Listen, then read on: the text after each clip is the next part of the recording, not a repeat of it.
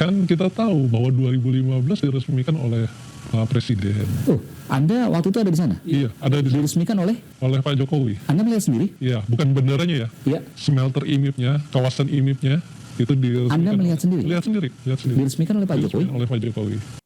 Ini sampai sekarang yang Anda dengar itu masih ada ribuan PKA di sana dan itu bagian dari kerjasama. Iya, kalau saya melihat sampai sekarang masih ada ribuan. Ini sakti banget ya PT IMIP. Siapa di belakangnya? Kalau kita kita bisa buka-buka aktenya, itu di akte itu ada pemegang sahamnya, itu ada anak urusan Tsiang Group dari Cina. Oke. Dan perusahaan swasta milik Tiongkok ya. Tiongkok. Okay. Nah, terus 25% ya. adalah PT Bintang 8. PT Bintang 8 siapa yang ada di situ? PT Bintang 8 di situ ada Pak Sintong Panjaitan. Di dalamnya ada Pak Hendarji Supanji, mantan dan Puspom kalau tidak salah. Dan yang dari luarnya orang Cinanya itu ada Pak Halimina, ada itu warga negara asing. Warga Cina tapi namanya nama Indonesia kayaknya ya. Cuman saya nggak tahu nama aslinya siapa, nama Cinanya siapa. Tapi Anda meyakini dia WNA atau WNI? Kemungkinan WNI yang keturunan kemungkinan ya. Oh, tapi Anda nggak tahu, nggak pernah mendengar sebelumnya? Nggak tahu. Oke. Dan Anda merasa waktu itu ada hal yang janggal di situ?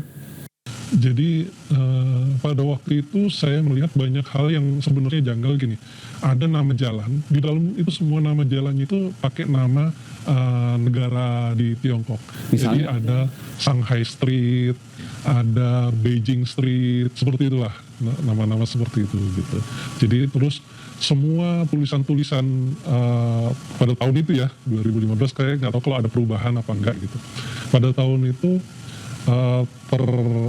tulisan-tulisan itu bahasa Cina semua dan artinya pun dalam bahasa Inggris, jadi tidak ada bahasa Indonesia. Jadi saya merasa asing ya ada di situ. Ini saya kerja di luar negeri apa di Indonesia sih gitu. Sempat waktu itu ramai dan kemudian ada sidak dari beberapa anggota DPR atau salah satu anggota DPR, betul ya? Tapi yang saya ingat waktu itu tidak menemukan ada warga negara Cina yang banyak di situ, betul? Betul. Seperti apa? Jadi polanya sebenarnya gini, kalau mau sidak itu lewat udara lebih pas. Karena jalan akses darat itu ada 2 pintu gerbang. Jadi gerbang pertama itu jaraknya sekitar 500 meter ke gerbang kedua. Persisnya saya. Iya, kurang lebih lah gitu. Itu dari gerbang pertama ketika ada informasi, ada tamu, ada kunjungan pejabat gitu. Di dalam itu sirenenya udah bunyi. Oke, apa yang terjadi setelah itu? Disiapkan shuttle bus untuk mobilisasi para TKA-nya untuk ke lokasi yang lebih aman. Di mana? Ada di hutan. Oh, hutan? Iya, di hutan tuh ada mes ya, semacam mes juga disiapkan untuk mobilisasi. Jadi ribuan bisa digeser langsung ke hutan? Ribuan? Iya. Alarm bunyi? Iya. Dan seketika ribuan dievakuasi ke hutan dan mereka punya SOP-nya itu? Udah ada aturannya sendiri. Jadi yang tertinggal di sana hanya sebagian kecil dan warga Indonesia saja? Iya. Nggak akan menemukan warga negara Cina yang berlebihan? Nggak akan. Anda pernah mengalami itu? Iya, pada saat di sana justru saya berapa kali. Siapa yang datang waktu itu misalnya? Ada Menteri Dahiri ya, Menteri Hanif Dahiri. Menteri Tenaga Kerja waktu itu. Pernah gitu. Jadi terus siapa lagi? Siapa lagi ya? Saya juga lupa siapa aja. Anggota DPR misalnya? Anggota DPR Dede Yusuf. Sidak waktu itu Hanif Dahiri, Dede Yusuf. Omongan di waktu yang berbeda? Berbeda. Dan tidak pernah menemukan karena ada alarm langsung lari ke hutan. Iya. Evakuasi. Saya juga mendengar bahwa Anda meminta, sebelumnya saya ingin mengajak Anda untuk live ya, tapi juga di tempat yang berbeda, tapi Anda menolak untuk live karena ada hal yang mungkin bisa membahayakan Anda. Karena Anda mengatakan bahwa Anda bisa diancam karena tahu posisinya dan ketika Anda pulang pada saat live bisa dicegat. Jadi ada kekhawatiran apa namanya, karena saya tidak hanya bekerja baru di sini dengan maaf orang Tiongkok ya. Ada beberapa perusahaan di sebelumnya yang juga saya bekerja di perusahaan WNA ya? ya, yang sama. Itu polanya adalah bekerja sama dengan mafia. Oke. Yang Mafia lokal. ya mafia Preman. lokal atau ya preman lah Oke. istilahnya. Yang mereka apa namanya, ketika live ditunggu setelah live. Terus apa yang terjadi? Kita tahulah kondisinya gitu lah. Intimidasi. Ya, intimidasi, ada yang bentuknya membahayakan nyawa, ada yang menjadi pembungkaman lah. Oke. Kan bisa lapor polisi. Ya, kita sama-sama tahulah kondisinya bagaimana aparat kita. Sudah pernah Apalagi- dilaporkan, apalagi- sudah pernah melaporkan misalnya waktu itu orang tersebut? Saya sih belum ya, belum. Tapi saya karena saya bergaul dengan mereka, jadi saya ngerti gitu bagaimana cara mereka, bahkan metode-metode mereka gitu kan. Saya paham gitu, jadi sangat berhati-hati untuk menghadapi kondisi begitu. Apalagi kita tahu di Morowali juga kan backupnya juga Sampai sekarang ya, dengan masih adanya MSS yang dipimpin para jenderal, purnawirawan. purnawirawan. Oke. Kan udah sepuh banget, kayak Pak Sintong tuh udah 80-an tahun, 85 kalau nggak salah. Beliau kan Akademi Militer Nasional AMN tahun 63. Iya, tapi Artinya kalau sangat kalau sepuh, dukungan sangat, dari ya sudah senior banget. kalau dukungan dari penguasanya masih ada, kan kita tahu bahwa 2015 diresmikan oleh Presiden. Anda waktu itu ada di sana? Iya, ada di Diresmikan oleh? oleh Pak Jokowi. Anda melihat sendiri? Iya, bukan benderanya ya, Iya. smelter IMIP-nya, kawasan IMIP-nya itu diresmikan. Anda melihat sendiri? Lihat sendiri. Diresmikan oleh Pak Jokowi? Diresmikan oleh Pak Jokowi. Saya ada di sana. Anda di sana? Iya. Ada dokumennya misalnya, foto dan lain sebagainya? Waktu kasus tidak ditemukannya TKA itu oleh Bukan, dokumen pada saat Pak Jokowi meresmikan pada waktu itu. punya. Sekarang saya hapus semua. Saya ingin tanya terakhir untuk Anda. Anda kan punya resiko nih, Anda cerita seperti ini ke saya, ke iNews, eksklusif, ke Aiman, Rakyat Bersuara. Kenapa Anda mau ceritakan dan Anda membuka semua?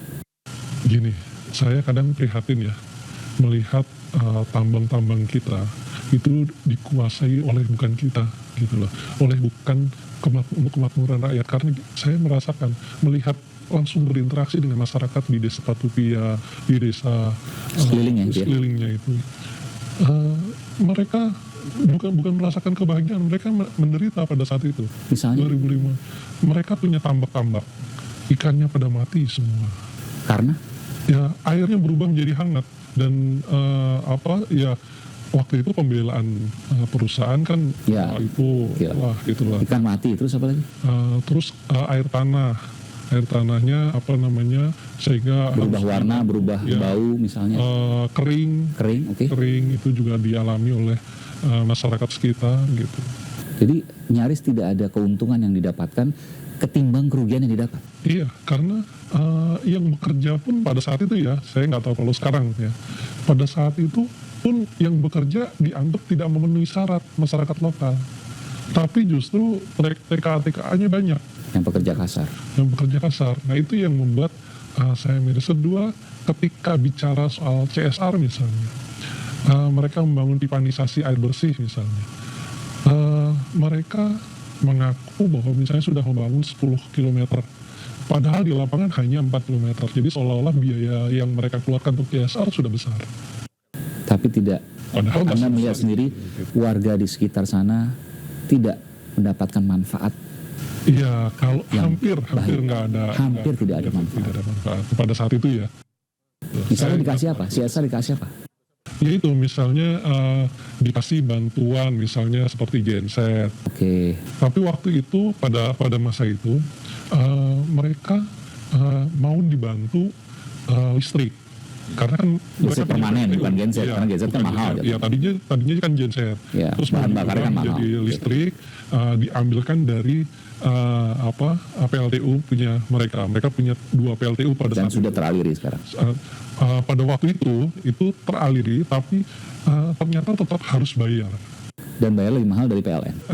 Jadi seolah-olah bayarnya itu lewat PLN, tapi kepada pihak IMIP. Jadi kertasnya PLN.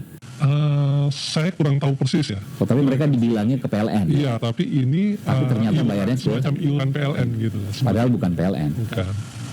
Semacam iuran PLN gitu, semacam iuran PLN jadi mereka tetap harus bayar. Karena saya harus simbang juga, apalagi yang kemudian diberikan dari PT IMIP ke warga sekitar selain listrik tadi, dan itu nggak semuanya listrik. Listrik itu kalau nggak salah per rumah itu dulu 450 watt. Berapa rumah? Mungkin sekitar ratusan ya. Ratusan. Terus apa lagi? Ya bantuan-bantuan kecil seperti Sembako. genset, kalau sembako rutin ya, terus kurban tiap tahun gitu. Tapi sisanya kerusakan ternak, perikanan, dan air tanah. Itu yang paling terasa. Terus ini efek dari abu batubara. Abu batubara. Abu batubara dulu luar biasa parahnya abu batubara dan memicu protes masyarakat gitu. Jadi abunya itu luar biasa dampaknya.